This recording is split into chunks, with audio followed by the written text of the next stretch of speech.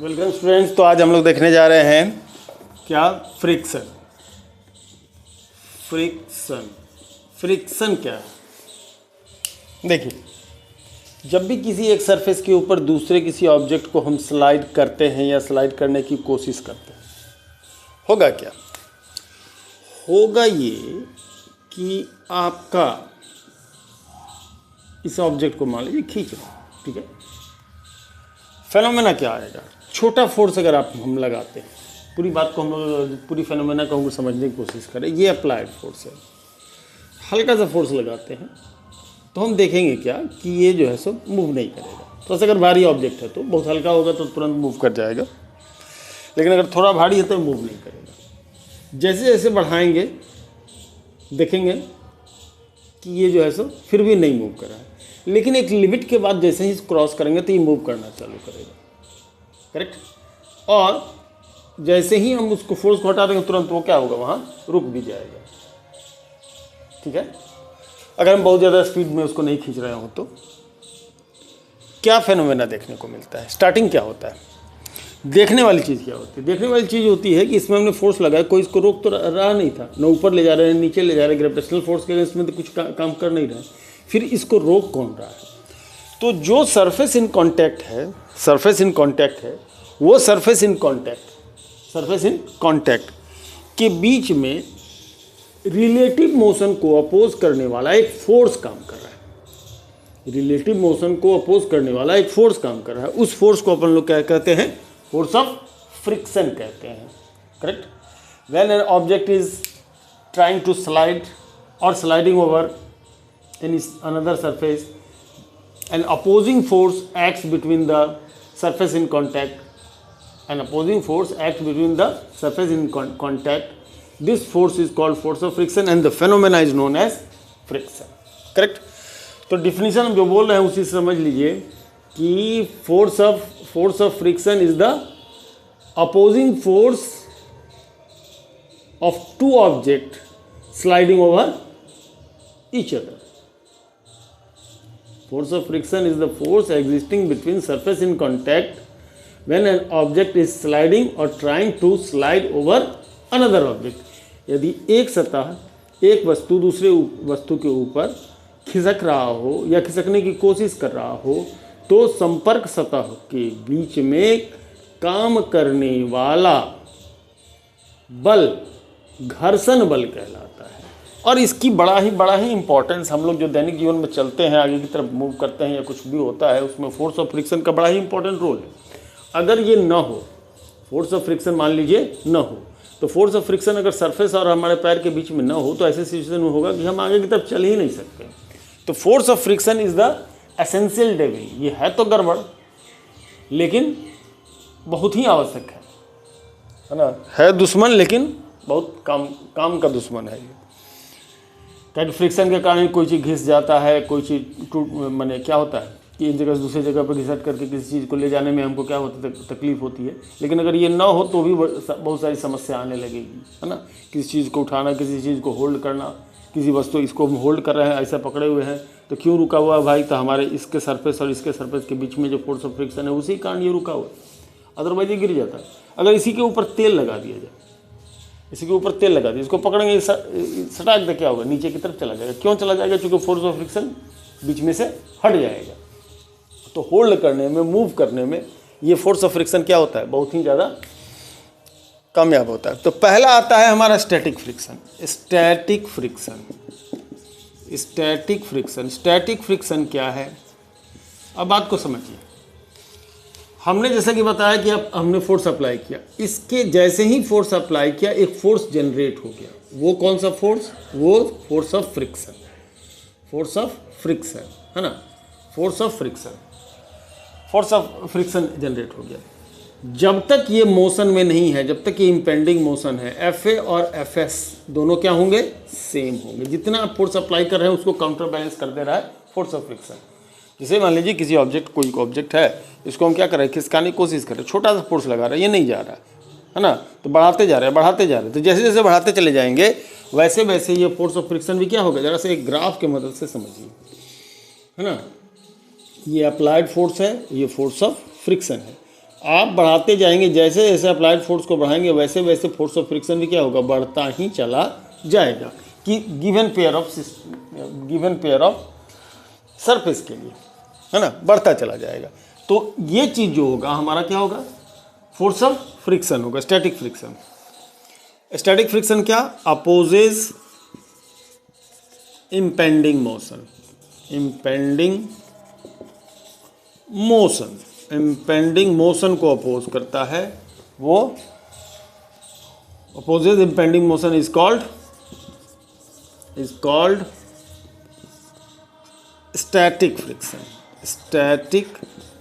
Friction. इसको अपन लोग क्या कह देंगे, स्टैटिक फ्रिक्शन, है ना, इसको स्टैटिक फ्रिक्शन कहेंगे। तो स्टैटिक फ्रिक्शन ये हो गया, है ना।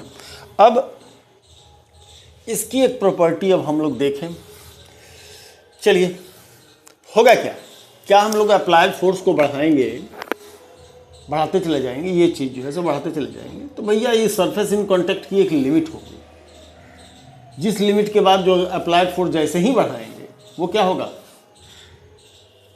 ओवरकम कर जाएगा और वो खिसकने लगेगा। देखते हैं कोई चीज़ की हल्के जो फोर्स लगा के आप खिसकाने की कोशिश करते नहीं खिसकता, थोड़ा सा फोर्स को बढ़ा देते हैं तो वो खिसकना चालू हो जाता है। तो वो जो लिमिट है, जो आखिरी जो सबसे मैक्सिमम फोर्स ऑफ फ्रिक्शन जो जनरेट कर सकता है कोई सरफेस इन कांटेक्ट, उसको कहते हैं लिमिटिंग स्टैटिक फ्रिक्शनल फोर्स। तो limiting static frictional force, limiting static frictional force, the maximum force of friction during impending motion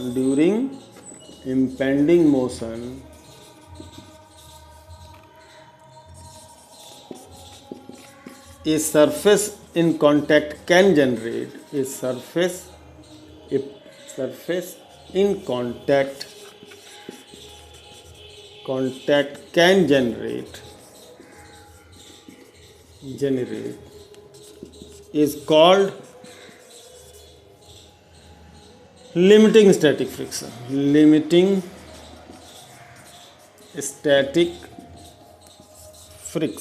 इसको लिमिटिंग स्टैटिक फ्रिक्शन कहेंगे। ये एक पीक तक जाएगा और यहाँ ये उसका लेवल हो सकता है, इसको अपन कह रहे हैं FSL, limiting static frictional force, है ना। इस चीज़ को लिमिटिंग स्टैटिक फ्रिक्शनल फोर्स को हम लोग यूजुअली FSL से क्या करते हैं, रिप्रेजेंट करते हैं, FS भी कहीं कहीं लिख देते हैं, करेक्ट। अब फिगर हमारा यहाँ है थोड़ा सा हम लोग काइनेटिक फ्रिक्शन पर हम आएंगे, लेकिन इस ग्राफ को हम कंप्लीट कर ले बीच में। ये फिर इससे जैसे ही फोर्स आप बढ़ाएंगे ये क्या होगा, अचानक से देखिएगा फोर्स ऑफ फ्रिक्शन हल्का सा कम हो गया और फिर ये एक कांस्टेंट फ्रिक्शन मूव करने लगेगा जैसे ही ऑब्जेक्ट, ये FK को रिप्रेजेंट कर रहा है, काइनेटिक फ्रिक्शन को रिप्रेजेंट करेगा। तो kinetic friction limiting static friction से थोड़ा सा कम होता है, क्योंकि एक बार खिसक जाएगा अगर कोई भी ऑब्जेक्ट बक्सा वगैरह जिसको आप खींच रहे हैं, उसके बाद उसको खींचना क्या हो जाएगा, थोड़ा कंपैरेटिवली आसान हो जाए। खिसकाना में थोड़ा सा बल लगेगा, बट झटका लगा कर खींचिए, उसके बाद उसको खींचते चले जाइए, तो कंपैरेटिवली वो क्या हो जाता है, कम होता है। ये कांस्टेंट रहता है। काइनेटिक फ्रिक्शन फोर्स एक पेयर ऑफ सरफेस के लिए क्या रहता है, कांस्टेंट रहता है। चलिए हम लोग जरा सा लॉज ऑफ लिमिटिंग फ्रिक्शन देखें। लॉज ऑफ लिमिटिंग फ्रिक्शन देखें। लॉज ऑफ लिमिटिंग फ्रिक्शन देखें, क्या है लॉज ऑफ लिमिटिंग फ्रिक्शन में। पहला है इट डज नॉट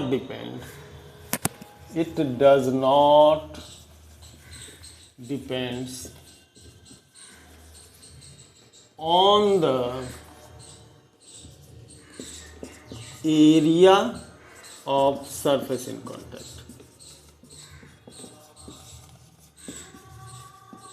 एरिया पर डिपेंड नहीं करता। कहने का मतलब क्या है कि मान लीजिए आप इसको ऐसा रखे हुए हैं किसी एक सिचुएशन में, दूसरा सिचुएशन ये बन रहा है कि आप इसको ऐसा रख दिए, खड़ा कर दिए, यहाँ में सरफेस ज़्यादा, यहाँ में सरफेस कम होगा। लेकिन कोई भी difference limiting static frictional force में नहीं आएगा। लिमिटिंग स्टैटिक फ्रिक्शनल फोर्स जो होना है वो सेम रहेगा। तो नो डिफरेंस इन एफएसएल में कोई भी डिफरेंस नहीं मिलेगा सिचुएशन 1 और सिचुएशन 2 में। तो ऐसे सिचुएशन में आप चाहे इस स्टेट में करिए चाहे इस स्टेट में करिए, कोई भी फर्क नहीं पड़ेगा। चाहे उसको पड़ा रखिए चाहे उसको खड़ा रखिए, लेकिन उसमें कोई फर्क नहीं पड़ेगा। दूसरी बात, FSL is directly proportional to the normal reaction. इसको कहते हैं नॉर्मल रिएक्शन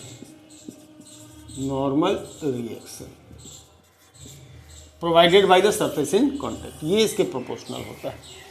तो FSL equals to μSN। μS क्या है? Coefficient of static friction, coefficient of static friction, है ना।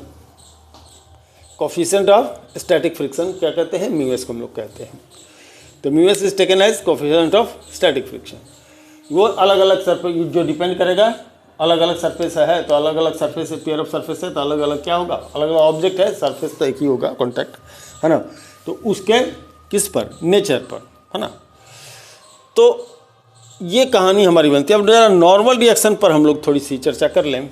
ये जिनको भी नोट करना है लिखना है वो अपना लिख लें, है ना, वीडियो पॉज करके।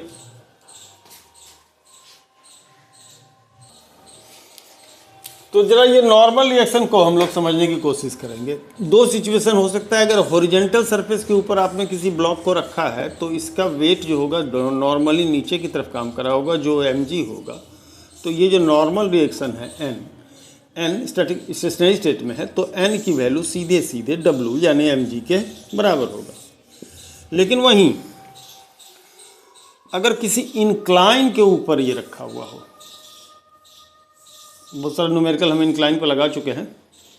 अगर ये मास क्या है हमारा, इंक्लाइन पर रखा हुआ है, तो नॉर्मल रिएक्शन इधर काम कर रहा होगा, वेट इधर काम कर रहा होगा, थीटा एंगल है। तो ऐसे में इस डायरेक्शन में वेट का जो कंपोनेंट काम करेगा वो mg, वेट mg है तो mg cos थीटा होगा। चूँकि ये एंगल थीटा है तो ये एंगल भी थीटा हो जाएगा, mg cos थीटा।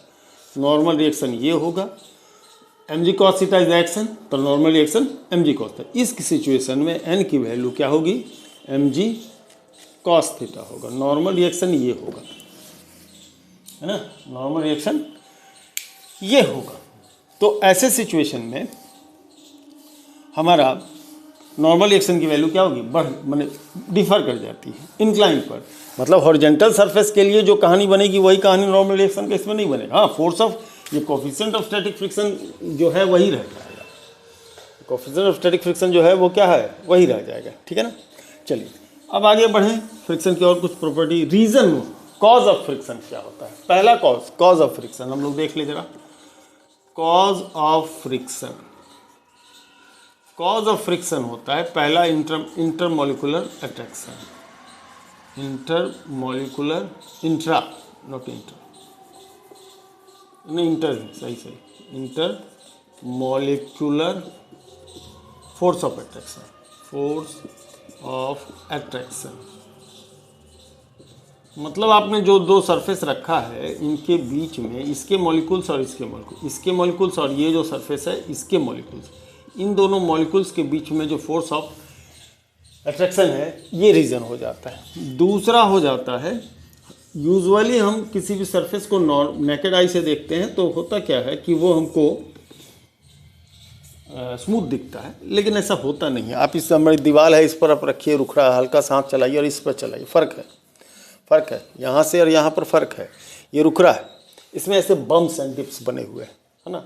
और दूसरा सरफेस भी जो रख रहे हैं वो क्या होगा, बम्स एंड डिप्स होगा। तो ये बम्स एंड डिप्स का इंटरलॉकिंग हो जाएगा, है ना, ऐसा करके बम्स एंड डिप्स का interlocking of bumps and dips, interlocking of bumps and dips, ये रीजन बनता है। तो क्या कर सकते हैं, रिमूव कर सकते हैं क्या, बम्स एंड डिप्स को स्मूथ कर दे, ऐसा चिकना बना दें ग्लास जैसा, और तब जा कर के हम कोशिश करें, इसको तो हटा सकते हैं, इस तो चाहा जाए तो पूरा एकदम प्लेन किया, स्मूथ किया जा सकता है। और तब दूसरे एक दूसरे के ऊपर रख दिया जाए तो क्या फ्रिक्शन खत्म हो जाएगा? जी नहीं। रीज़न दो बनते हैं फोर्स ऑफ फ्रिक्शन के। फोर्स ऑफ फ्रिक्शन होने के दो रीज़न, पहला ये बम्प्स एंड डिप्स, ये फ्रिक्शन के कारण हो सकता है। हटा दिया आपने तो यहाँ पर इन दोनों के बीच का कॉन्टैक्ट डिस्टेंस जो है काफ़ी, यहाँ तो थोड़ा सा डिस्टेंस है ना, इसमें ये काफ़ी क्लोजर हो जाएंगे, बिल्कुल एक दूसरे पर चिपक जाएंगे। और जब ये चिपक जाएगा तब उस समय force of attraction, intermolecular force of attraction क्या होगा? काफ़ी बढ़ जाएगा। और जब इंटरमोलिकुलर फोर्स ऑफ अट्रैक्शन बढ़ जाएगा तो अब क्या होगा? फोर्स ऑफ फ्रिक्शन भी काफ़ी बढ़ जाएगा। एक ग्लास के ऊपर दूसरे ग्लास को स्लाइड नहीं किया जा सकता। एक ग्लास रखा जाए, दूसरे ग्लास को उसके ऊपर रख दिया जाए, एकदम पॉलिश किया हुआ ग्लास हो, और कोई खिसका करके दिखा दे, हाथी लगा दे, घोड़ा लगा दे, चाहे जिससे लगा दे, वो खिसकेगा नहीं। एक टूट भले जाए लेकिन खिसकेगा नहीं। ग्लास के ऊपर लकड़ी के ऊपर लकड़ी को खिसका देंगे। एक लकड़ी का तख्ता है, उसके ऊपर दूसरा लकड़ी का तख्ता है, उसको आप खिसका सकते हैं, खिसक जाएगा। लेकिन ग्लास के ऊपर ग्लास, जब तक आप एक ग्लास मान लीजिए ऐसा है, आप एक ग्लास का स्लैब ऐसा है, उसके ऊपर एक दूसरे ग्लास का स्लैब रख दिया जाए और इसको चाहिए कैसे खींच लीजिए, नहीं होगा। थोड़ा सा अगर यदि इसको आप पिकअप एक एंड से हल्का सा उठा लेते हैं तब इसको क्या होगा? हल्का सा उठा लीजिए और तब इसको खींच लीजिए या धकेल दीजिए तो आराम से ये हो जाएगा। लेकिन आप चाहिए कि बिल्कुल बिना एक किसी एंड को उठाए हुए, बिना इनके बीच में गैप बनाए हुए आप चाहिएगा कि इसको हटा दें, नहीं होगा, नहीं खिसका सकते, बिल्कुल नहीं खिसका सकते। करेक्ट? चलिए,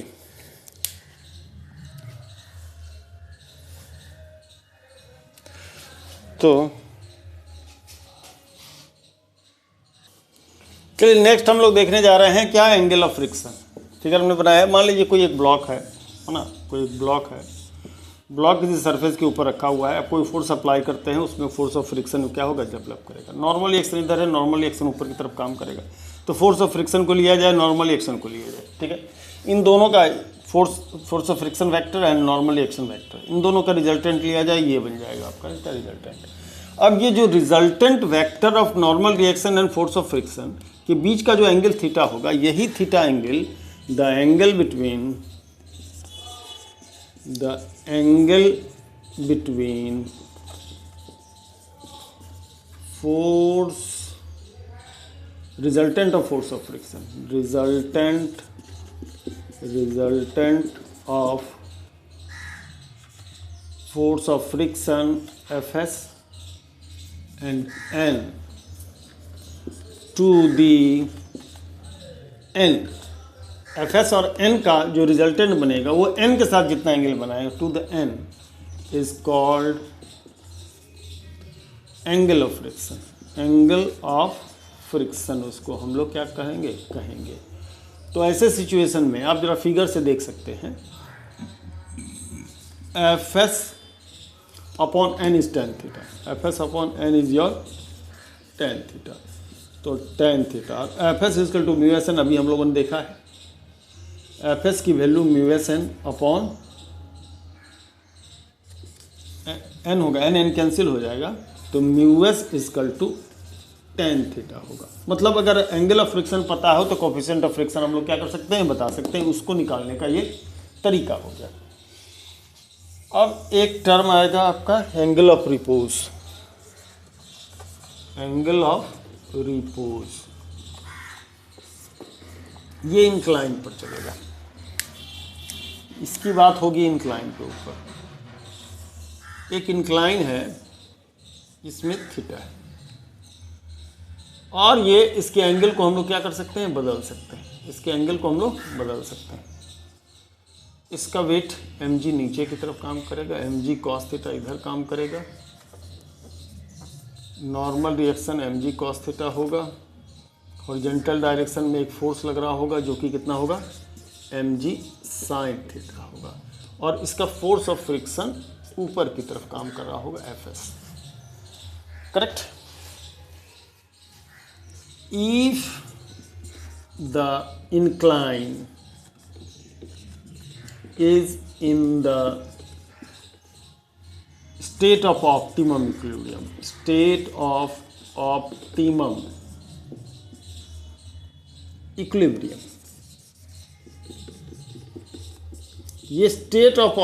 इक्विलिब्रियम क्या है? मतलब कि जैसे कि ऐसा इंक्लाइन है और इसको आप इस इतना पर लाए हुए हैं कि अब ये देखिए खिसकने लगा, तो ये जो एंगल बन रहा है उस स्टेट की बात कर रहे हैं, है ना। If the incline is in the state of equilibrium the angle of inclination is angle of repose. The angle of inclination is the angle of repose. वही एंगल ऑफ इंक्लिनेशन ही क्या हो जाएगा, उसका एंगल ऑफ रिपोज हो जाएगा जब state of optimum equilibrium है। मैंने अब तब मैंने इस कहने का मतलब थोड़ा सा भी अगर एंगल आप क्या करते हैं उसको बढ़ा देते हैं तो खुद से वो क्या होगा, खिसक जाएगा। ऐसा ये तो हम लोग बता सकते हैं, है ना। उस स्टेट में क्या होगा, ये एफ एस जो होगा एफ एस एल के बराबर होगा, है ना। तो F S L M G sine theta होगा। और जबकि हम लोग कह रहे हैं क्या, एफ एस एल होना चाहिए किसके भैया, म्यू एस एन के। तो एफ एस एल कितना हो जाएगा आपका, एफ एस एल हो जाएगा एम जी साइन थीटा के बराबर, चूँकि स्टेट ऑफ ऑप्टिमम इक्विलिब्रियम में है, मतलब अब तब खिसकने की स्थिति में है। तो ये हो जाएगा एम जी साइन थीटा और ये म्यू एस, और एन का मतलब हो जाएगा म्यू एस। एन किसको काउंटर बैलेंस कर रहा है, किसको बैलेंस कर रहा है, एम जी कॉस थीटा को। तो M G cos theta, M G दोनों साइड से कैंसिल हो जाएगा। म्यू एस की वैल्यू फिर से यहाँ पर भी आ जाएगी टेन थीटा। तो theta is your angle of repose. इससे अगर यदि हम लोग थीटा मेजर कर लेते हैं तो हम लोग कोफिशिएंट ऑफ स्टैटिक फ्रिक्शन हम लोग क्या कर सकते हैं, उसको दोनों सरफेस का बता सकते हैं कि what is the coefficient of static friction. इसका एक एक्सपेरिमेंट भी है 11th क्लास में, जिससे हम लोग क्या कर सकते हैं, बता सकते हैं। ठीक है जी, है ना। चलिए, तो ये तो हो गई किसकी, angle of friction, angle of repose. अब थोड़ा सा चर्चा कर लें काइनेटिक फ्रिक्शन का।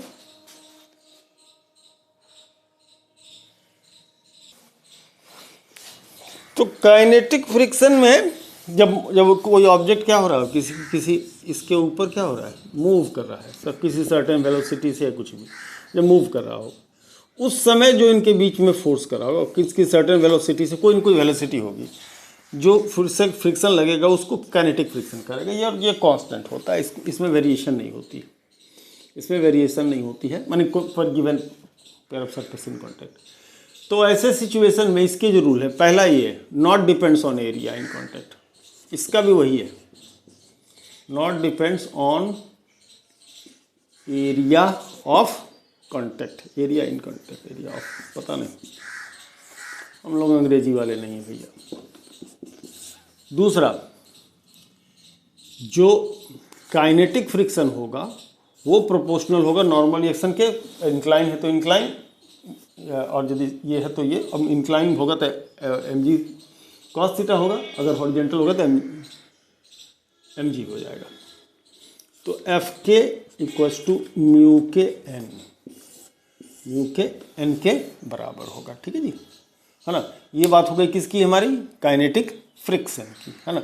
लॉज वही काम करते हैं इसके, दोनों एक ही जैसे होते हैं, एफ के इक्वल टू म्यू के एन होगा, है ना। तो जब भी आप मोशन कर रहे होते हैं, मोशन चल रहा होता है, तो उसमें क्या होगा, अब जैसे इसका अगर यदि थोड़ी सी अगर हम लोग समझने की कोशिश करें कि इसमें हम लोग क्या ऐड कर सकते हैं, तो लेट सपोज कि अगर कोई ऑब्जेक्ट है, इस पर एफ फोर्स अप्लाई किया हुआ है, अप्लाइड फोर्स एफ है, और काइनेटिक फ्रिक्शन ये है, तो इस पर नेट फोर्स जो होगा वो एफ माइनस एफ के होगा, एफ माइनस एफ के मोशन में है। तो जब भी ये इसका एम ए के बराबर होगा, है ना।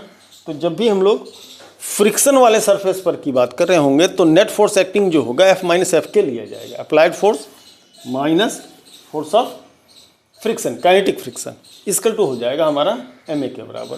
उसमें स्टैटिक फ्रिक्शन में हम लोग एम ए की बात नहीं करते, क्योंकि उसमें मोशन की बात हो ही नहीं रही, तो मोशन की बात नहीं होगी तो उसमें एफ नेट की बात भी नहीं होगी, है ना, एफ नेट की बात भी नहीं आएगी। एफ नेट तो वैसे उसमें जीरो नहीं बात होगी, क्यों नहीं, लेकिन एफ नेट वहाँ जीरो रहता है, ऑलवेज जीरो रहता है, ऑलवेज जीरो रहता है, क्योंकि उसमें मोशन नहीं आता नहीं, तो उसमें स्टैटिक फ्रिक्शन में हमारा एफ नेट ऑलवेज जीरो रहता है, काइनेटिक फ्रिक्शन में एफ नेट हमारा एम ए आएगा, है ना। ये बात हम लोग ध्यान रखें। तो मोटा मोटी ये थी बात किससे रिलेटेड, हमारी फ्रिक्शन से रिलेटेड। तो इस चूँकि बहुत जगह पर हम जब प्रॉब्लम लेके आ रहे थे वहाँ फ्रिक्शन की बात आ रही थी, अभी तक हमने कोई वीडियो अपना फ्रिक्शन पर कि बेसिक्स पर हमने बनाया नहीं था, इसलिए हमने एक फ्रिक्शन से रिलेटेड क्या कर दिया, एक वीडियो, छोटा सा वीडियो बना करके फ्रिक्शन को हमने समझाने की कोशिश की है, आपको बता दिए हैं, है ना। ताकि नेक्स्ट जो प्रॉब्लम हम लोग लेंगे, अप्लाइड प्रॉब्लम लेंगे, उसमें हम लोग धड़ल्ले से फ्रिक्शन को इंक्लूड करेंगे और तब उसको सॉल्व करेंगे। ठीक है।